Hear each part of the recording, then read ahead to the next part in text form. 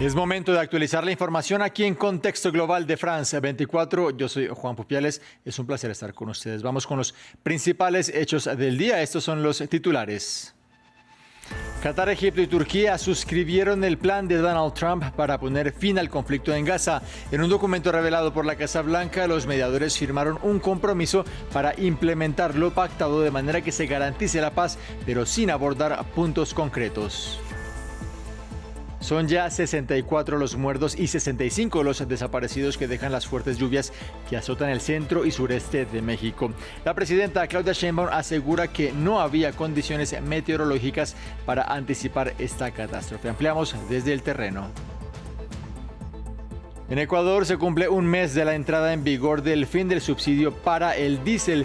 El país vive semanas de protestas lideradas por los indígenas congregados en la Conalle, mientras que la violencia deja al menos 14 muertos este lunes. Analizamos la situación del país con nuestra corresponsal.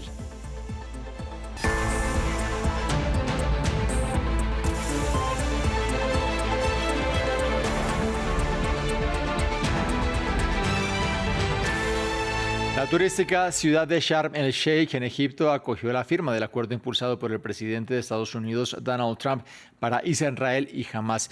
Fue una ceremonia que tuvo lugar el mismo día en el que ambos bandos intercambiaron cautivos en el mayor avance de paz tras más de 2 años de escalada.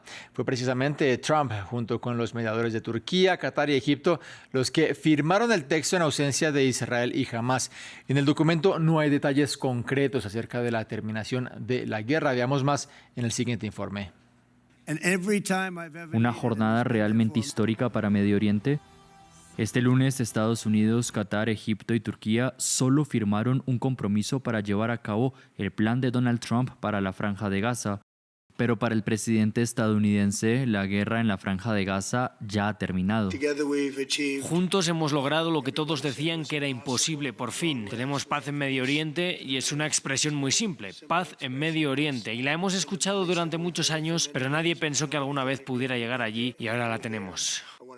Sin embargo, la liberación de todos los rehenes restantes en poder del grupo islamista palestino Hamás, a cambio de la excarcelación de casi 2.000 prisioneros palestinos, es solo la primera de 3 fases del prometedor acuerdo.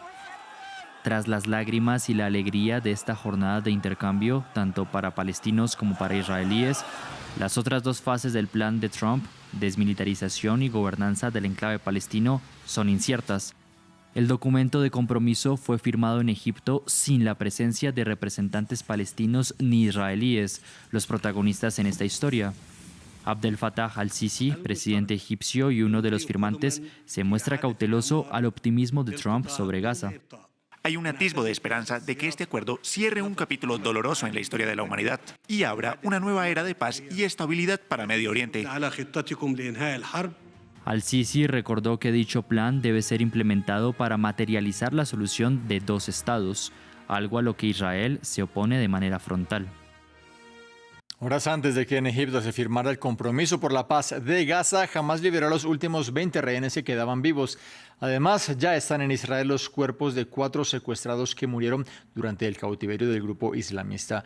El Comité de la Cruz Roja confirmó la entrega. Aún es incierto qué pasará con los 24 cuerpos que siguen en poder de Hamás, y el ministro de Defensa israelí, Israel Katz, dice que cualquier demora en esto significa una violación del acuerdo. Veamos más en este informe. Tristeza y paz entre los familiares de los rehenes.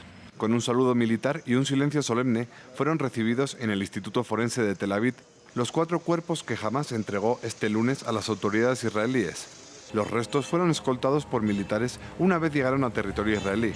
Hamás insiste en las complicaciones para recuperar los 24 cuerpos restantes, ya que no conocen con exactitud las ubicaciones. Piden más tiempo. Mientras, desde Israel, ya hablan de un posible incumplimiento del acuerdo. La tarea urgente a la que ahora estamos todos comprometidos es garantizar el regreso a casa de todos los rehenes fallecidos. El anuncio de Hamás sobre el esperado regreso de 4 cadáveres hoy es un incumplimiento de los compromisos. Cualquier retraso u omisión intencional será considerada una violación flagrante del acuerdo y será respondida en consecuencia. También representantes de familiares de rehenes creen que el acuerdo no se está cumpliendo al no tenerlos a todos en Israel. El Foro de Familias de Rehenes pide la suspensión inmediata de toda implementación del acuerdo hasta que todos los individuos fallecidos sean devueltos. La violación del acuerdo por parte de Hamás debe encontrarse con una respuesta muy seria por parte del gobierno y los mediadores. Tras la llegada de los automóviles donde venían transportados los cuerpos, varias personas depositaron flores en la puerta del Instituto Forense, creando así un memorial improvisado en honor de las 4 personas. 2 años después, muchas familias pueden descansar, aunque aún hay 24 que esperan el retorno de Gaza de los restos de sus seres queridos. Vamos con más noticias. El presidente de Madagascar confirmó que huyó a un lugar seguro después de que se especulara con su salida del país en medio de las protestas lideradas por la generación Z que pedían su renuncia. En un video, el mandatario dijo que tuvo que huir para proteger su vida y aunque no reveló su ubicación, informes preliminares señalan que abandonó la isla a bordo de un avión del ejército francés. Una declaración que era esperada por todo un país. Este lunes, el presidente de Madagascar, Andry Rajoelina, indicó que huyó a un lugar seguro por motivos de seguridad sin decir dónde se ubica ni si renuncia. Algunos presidentes del continente africano ofrecieron enviar tropas para instaurar la paz en Madagascar. Mi respuesta fue que enviar tropas no se ajustaba a los valores malgaches, lo cual rechacé. Por esa razón, me vi obligado a buscar un lugar seguro para proteger mi vida. Previamente en Antananarivo, nuevas movilizaciones protagonizadas por el movimiento social encabezado por jóvenes de la generación Z que protestan desde el 25 de septiembre. El domingo recibieron el apoyo de un grupo de militares liderado por el CAPSAT, una unidad de élite cuyo líder juró como nuevo jefe de las fuerzas militares. Ante los rumores de la salida del presidente, muchos anhelaban un nuevo gobierno y cambios de fondo en las instituciones del Estado.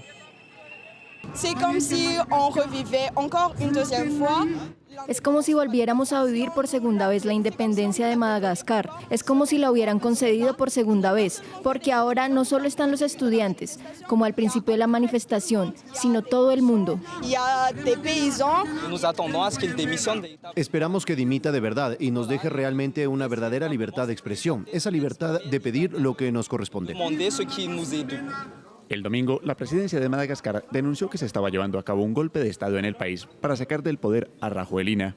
Fuentes de Radio Francia Internacional aseveran que el mandatario había salido del país y que después un avión del ejército de Francia lo llevó a otro destino como parte de un acuerdo entre el jefe de Estado y el presidente Emmanuel Macron. Aseveraciones que no fueron confirmadas por el presidente francés este lunes, quien únicamente declaró que está muy preocupado por el futuro del país africano y que se debe preservar el orden institucional. En México, las lluvias e inundaciones que azotan al centro y sureste del país dejan ya un balance de 64 muertos y 65 desaparecidos. Los damnificados se cuentan por miles, mientras que la presidenta Claudia Sheinbaum promete suficientes recursos para atender la tragedia. Previamente, nuestro corresponsal en Ciudad de México, Juan Carlos Aguirre, nos compartió el siguiente informe. Si bien la fuerza de las lluvias sobre México ha bajado al inicio de esta semana, las secuelas siguen sumando fallecidos, desaparecidos y damnificados.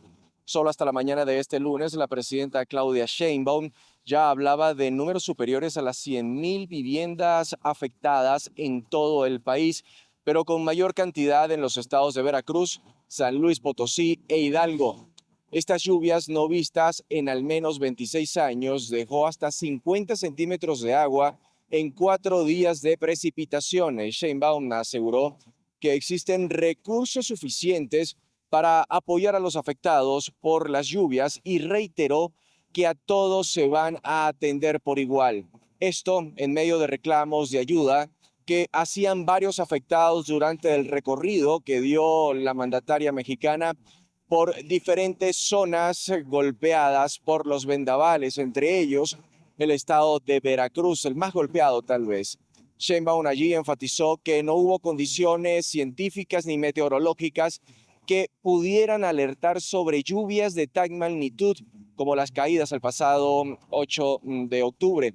Es de destacar que se ha rumorado de que existen decenas de estudiantes de la Universidad de Veracruz con sede en Poza Rica desaparecidos, pero la presidenta dijo que eso sigue en trabajos de investigación, de búsqueda, para determinar si en realidad están desaparecidos o en otros lugares diferentes a la universidad. Incluso para ello, pues, ha solicitado ayuda al rector de esta máxima casa de estudios y así poder tener un censo exacto de estudiantes.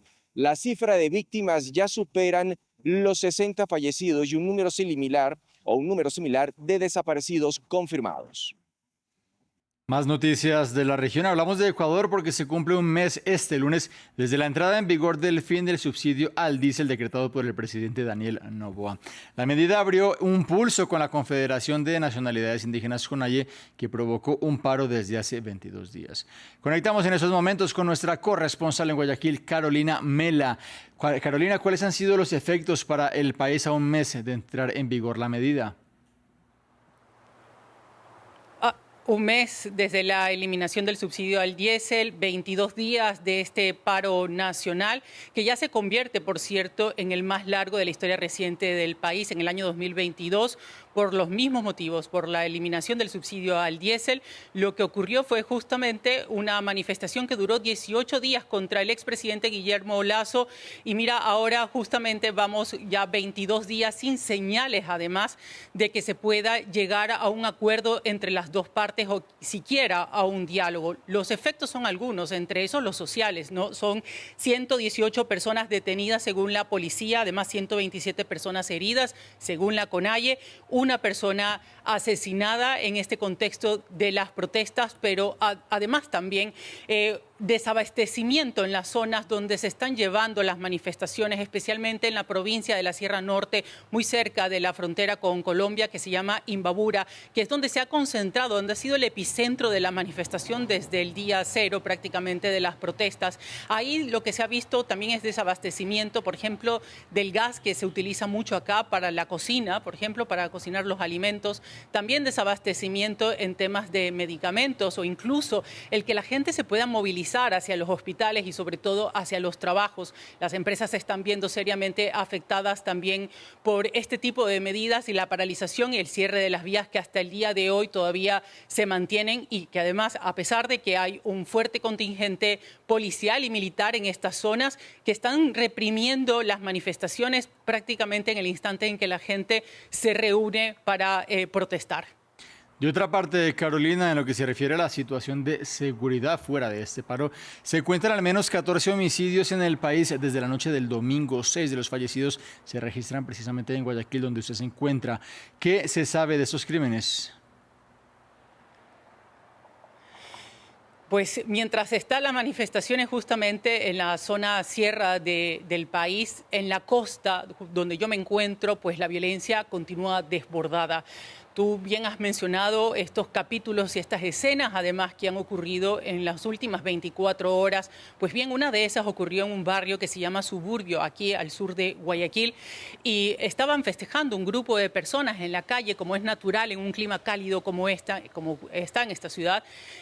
Festejaban un campeonato de fútbol cuando llegaron hombres armados, como en motocicletas, en camionetas, y pues comenzaron a disparar sin discriminar absolutamente nada ni a nadie.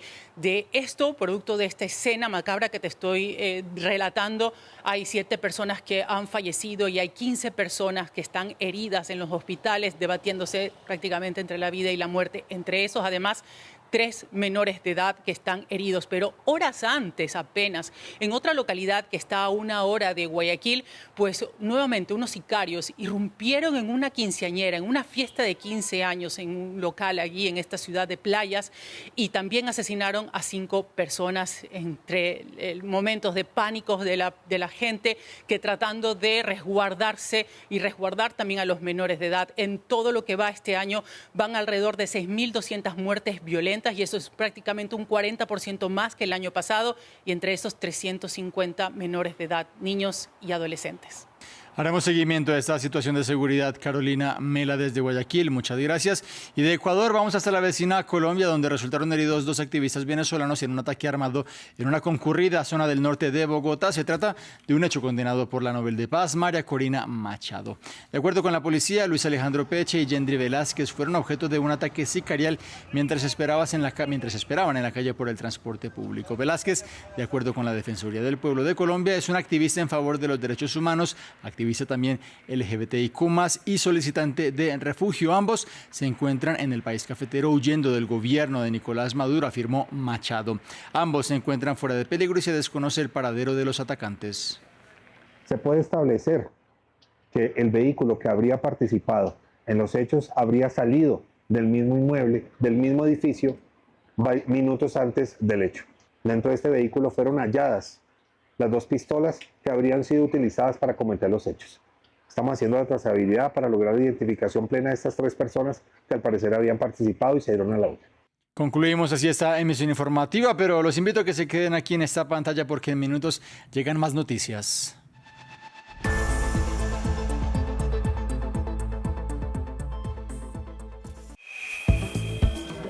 En un instante, deportes.